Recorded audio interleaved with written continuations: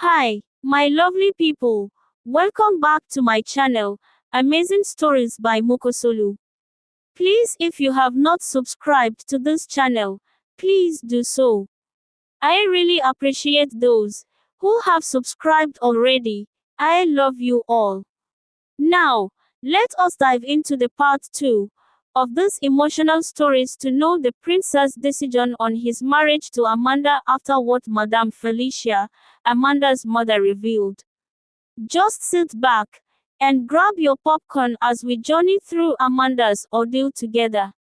Once again, do not forget to subscribe. The days after Prince ARINZE'S declaration were the happiest Amanda had ever known.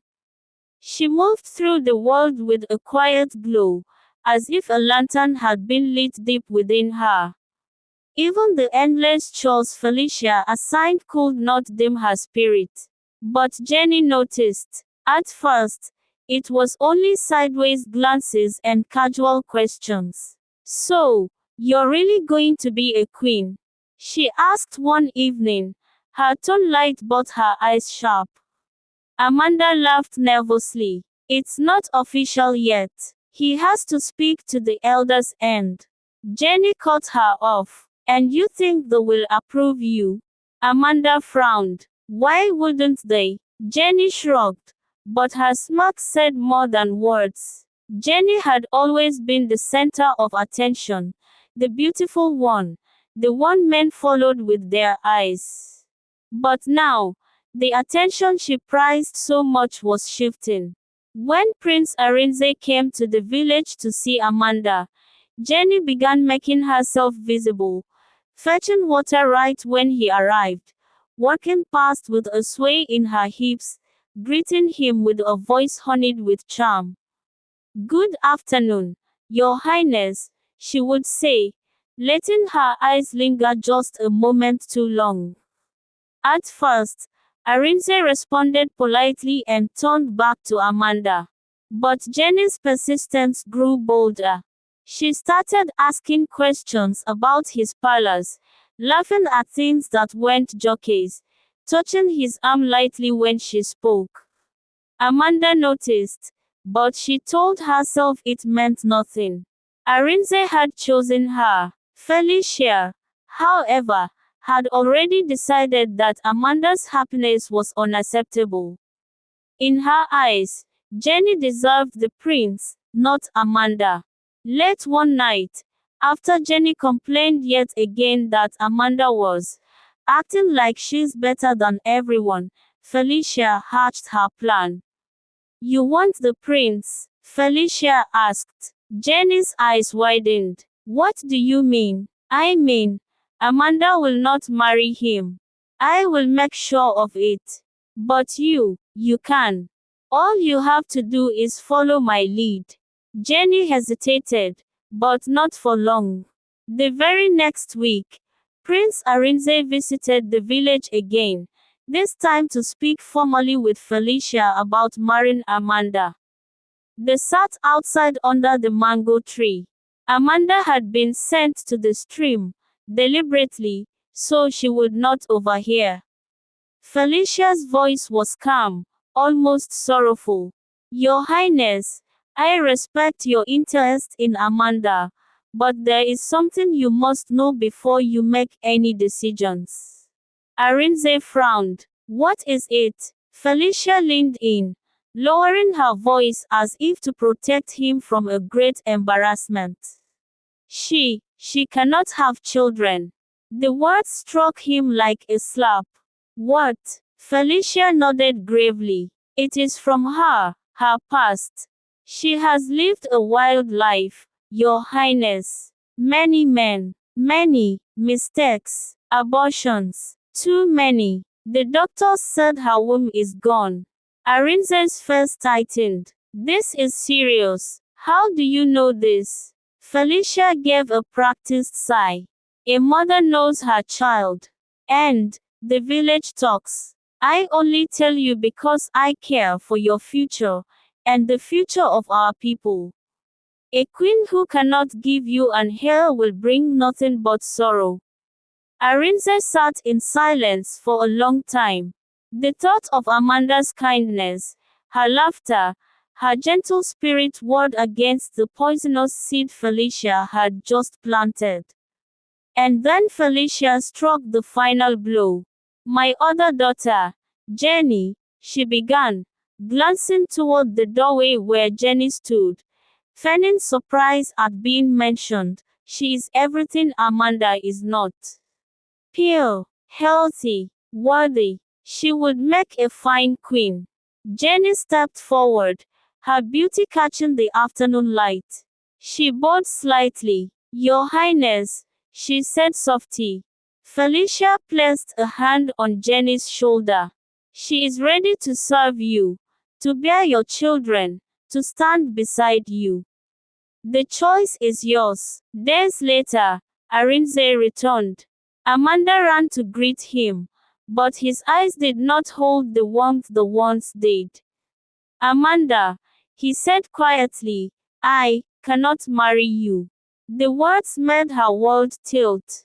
"What? Why?" He avoided her gaze. "It is complicated." And then, as if to twist the knife, Jenny appeared from behind him, her hand resting lightly on his arm. Amanda's voice broke. "Jenny." Jenny only smiled, the same sweet, satisfied smile she wore whenever she got exactly what she wanted. It happened quickly, too quickly. Within weeks, the palace announced the engagement of Prince Arinze and Jenny. On the day of the wedding, Amanda watched from the crowd, her hands trembling as she clutched the edge of her wrapper. Jenny stood beside Arinze, radiant in gold lace, her eyes glittering with triumph. Felicia beamed from the front row, her pride unhidden.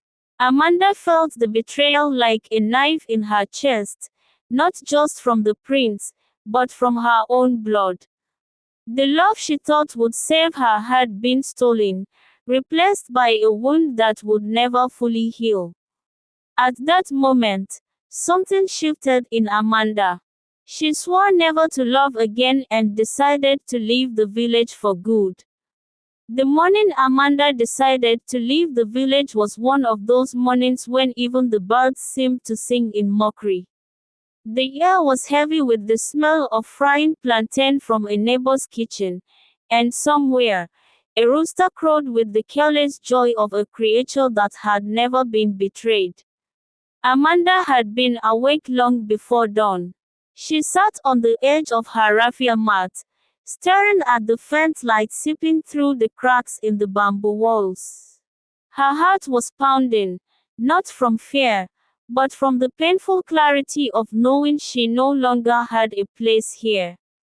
The night before, she had overheard Felicia and Jenny laughing in the sitting room, talking about how the prince had finally come to his senses by marrying Jenny instead of her. Jenny had boasted about the gifts she would send her friends in the city, and Felicia had replied with a chuckle, "Amanda should be grateful she can still sell vegetables at the roadside. That's the only kind of future she deserves." Those words had hardened something inside Amanda. That morning, she pulled out the small woven bag her late grandmother had given her, the only truly precious thing she owned. Into it she placed her two best wrappers, a faded yellow blouse, a pair of worn sandals, her mother's old silver hairpin she had secretly kept, and a small bar of soap wrapped in newspaper. Finally, she took out a little brown envelope from under her mat, her life savings, 14,800 nairas earned from years of roasting granules and selling vegetables. When she stepped into the courtyard, the pale light of early morning spilled over the ground. Felicia was sitting on a low stool, peeling yam, while Jenny sat beside her, painting her toenails bright red. Jenny's eyes narrowed at the sight of Amanda's bag. "Where are you going with that?" she asked in a tone dripping with mockery. Amanda tightened her grip on the strap. I'm leaving. Felicia looked up, squinting as though she hadn't heard right. Leaving to where? To the city, Amanda replied. Her voice was steady, though her chest burned. Felicia threw back her head and laughed, a loud, sharp sound that echoed in the compound.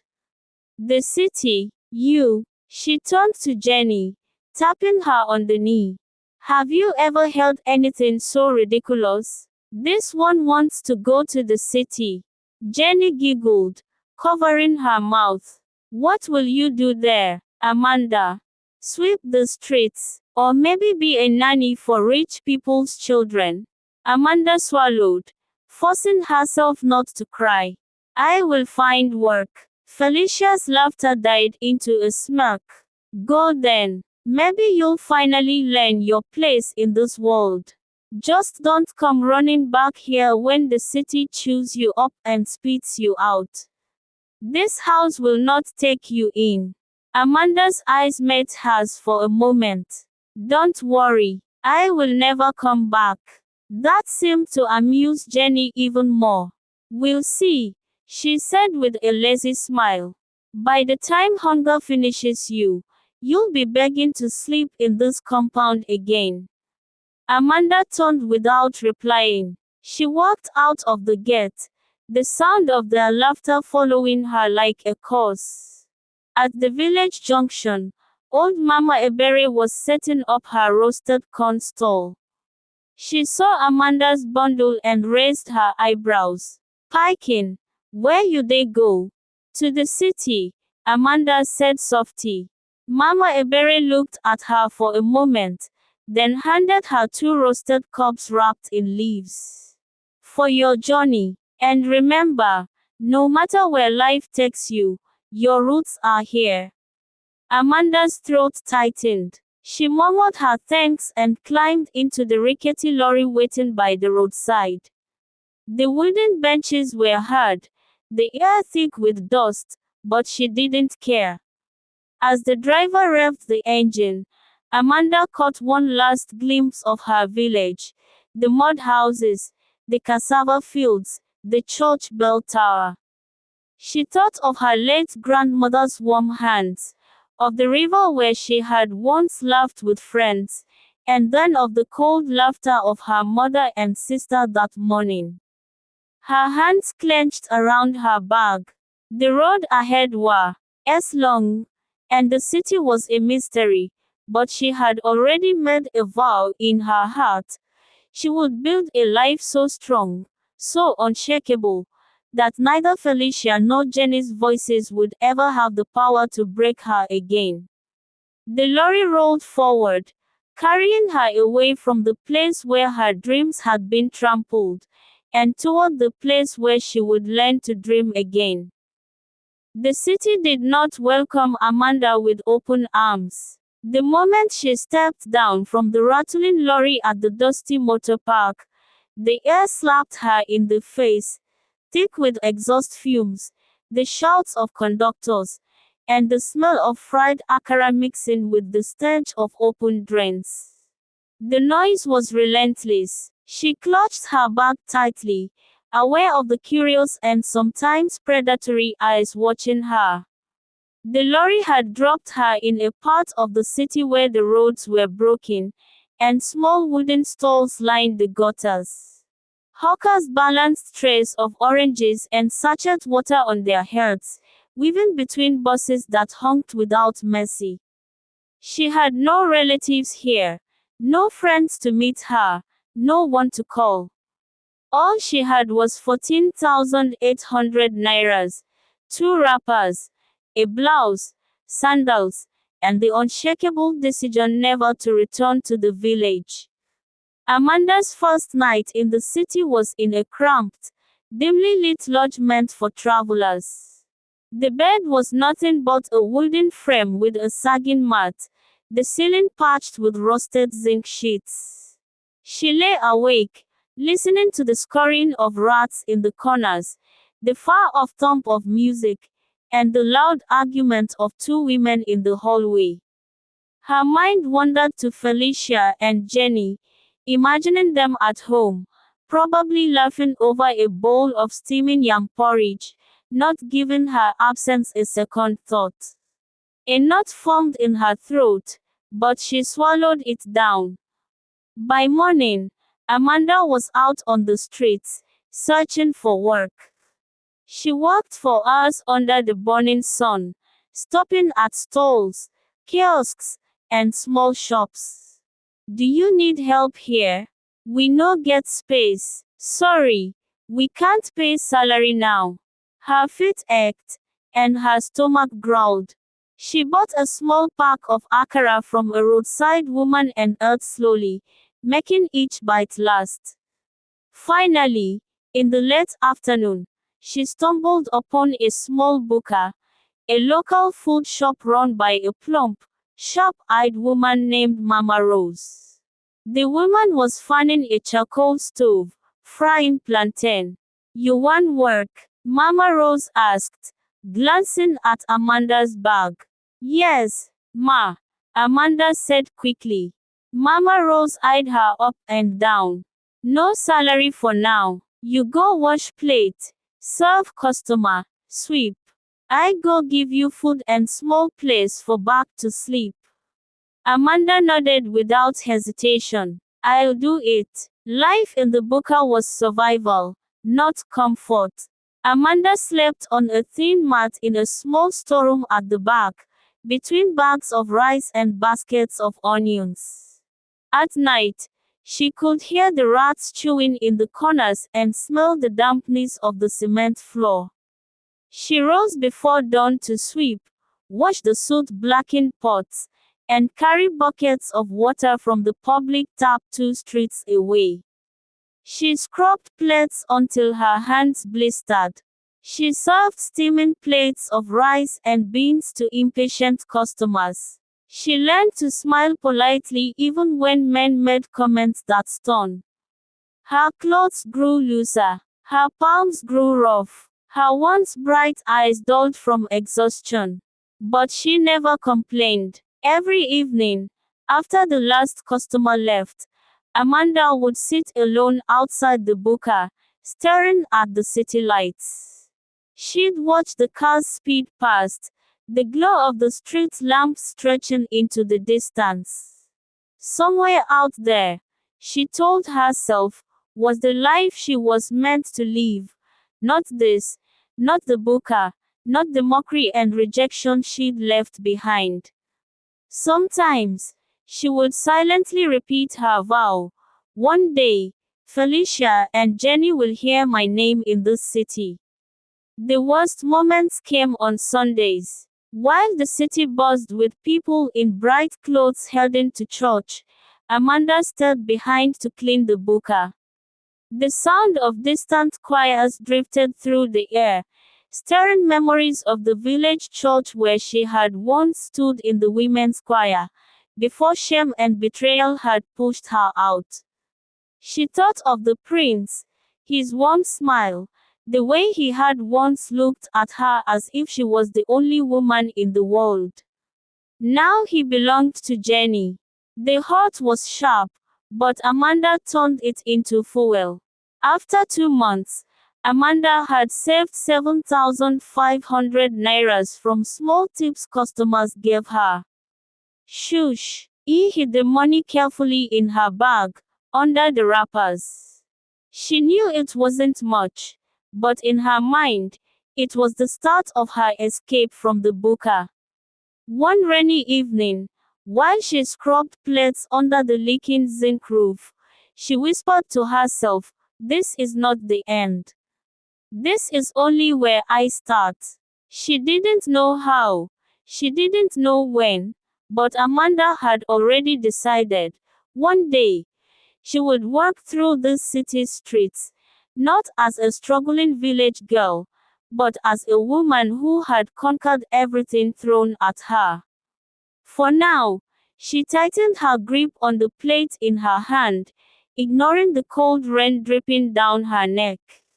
She was still standing, and for Amanda, That was enough to keep going. Hi, lovely people. This is where we will draw the curtain for part 2 of this amazing story. Before we call it a day, let us ask these questions. Do you think Amanda took the right decision by leaving the village?